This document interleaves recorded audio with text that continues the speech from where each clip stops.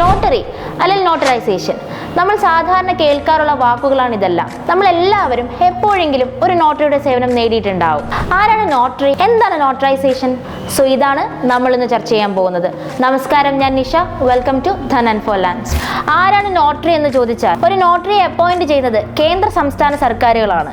കേന്ദ്ര സർക്കാരിനും സംസ്ഥാന സർക്കാരിനും ഒരു നോട്ടറിയെ അപ്പോയിന്റ് ചെയ്യാനുള്ള എല്ലാ അധികാരവും ഉണ്ട്. കേന്ദ്ര സർക്കാരാണ് ഒരു നോട്ടറിയെ അപ്പോയിന്റ് ചെയ്യുന്നതെങ്കിൽ ആ വ്യക്തിക്ക് ഇന്ത്യയിൽ എവിടെയും പ്രാക്ടീസ് ചെയ്യാൻ സാധിക്കും. എന്നാൽ സംസ്ഥാന സർക്കാരാണ് ഒരു നോട്ടറി അപ്പോയിന്റ് എങ്കിൽ ആ വ്യക്തിക്ക് സംസ്ഥാനത്ത് മാത്രമേ പ്രാക്ടീസ് ചെയ്യാൻ സാധിക്കൂ. നിയമപരമായ ചില നടപടിക്രമങ്ങൾ റെസ്പോൺസിബിളായി ചെയ്യാനായി ഗവൺമെന്റ് ഏൽപ്പിക്കുന്ന ഒരു വ്യക്തിയാണ് നോട്ടറി. എന്ന് പറയുമ്പോൾ ചില ഡോക്യുമെന്റുകൾ കൃത്യമായി വെരിഫൈ ചെയ്ത് ആധികാരികതയോടെ മനസ്സിലാക്കി അതിനെ അറ്റസ്റ്റ് ചെയ്യാനും സർട്ടിഫിക്കേഷൻ ചെയ്യാനും ഗവൺമെന്റ് ഏൽപ്പിക്കുന്ന വ്യക്തികളാണ് നോട്ടറി. എല്ലാ അഭിഭാഷകരും നോട്ടറിയാണോ? എന്നാലല്ല.